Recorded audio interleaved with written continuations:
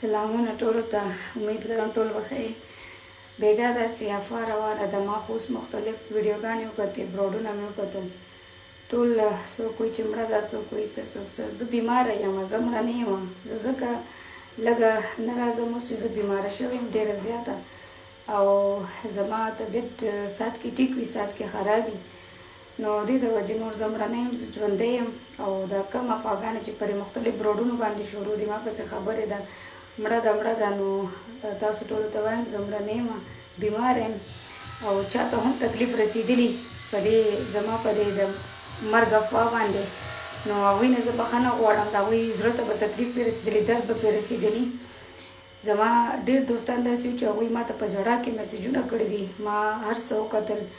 زما څه دوستان داسې د لایو وو چې زما هوسټران چې کوم فرینډز وو هغوی په لایو کې په ژړا شوي. زه د هغوی ټولو نه د زړه نه معافي غواړم، او سپیشلی د افریقې نه زه معافي غواړم. دغه شان زما ګلالۍ نورې ملګرې هغوی نه معافي غواړم. دې زویا دي ټولو نه زه معافي غواړم په دې خبره چې دوی ته واقعي ډېر درد رسېدلی دی، او دوی په لایف کې دا ټول ناست وو.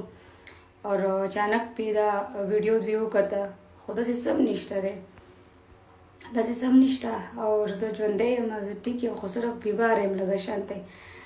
زما ما سره یو ورکوټ شان اکسیډنټ شوی دی، هغې کې زما سر غوزار خوړلی دی. زما سر غوزار خوړلی، هغې د وجې زه ساعت کې کله ټیک یم کله ټیک نه یم. نو د دې د وجې بس زما ټریټمنټ روان دی. بس دعا کوئ انشاءالله زه ریکور شم، بیا به انشاءالله زه واپس هغه کېږم راځم به. ځکه دې د وجې زه په بیډ ریسټ باندې یم، او زما حالت کله ټیکي کله خراب وي. نو تاسو ټولو ته مې صرف د دعا فیل دی چې کومو کسانو ته زما د دې مرګ د افوا نه زما خاص ملګرو ته تکلیف رسېدلی، ما ته په ژړا شوي دي، نو د هغوی ټولو ته زه د زړه نه معافي غواړم. اوس په دې ټایم ماله د چا نومونه یاد دي، د چا به نه، خو ما ته بېګا د ټولو میسیجونه ریسیو شوي، د ټولو کارونه، او ټولو سره ما خپله خبرې کړي. زه د هغې دپاره ډېره معافي غواړم.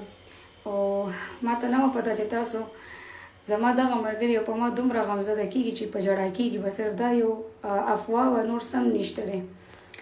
تاسو ټول نه زه بیا هم معافي غواړم. باقي زه ژوندی یم، زه مړه نه یم.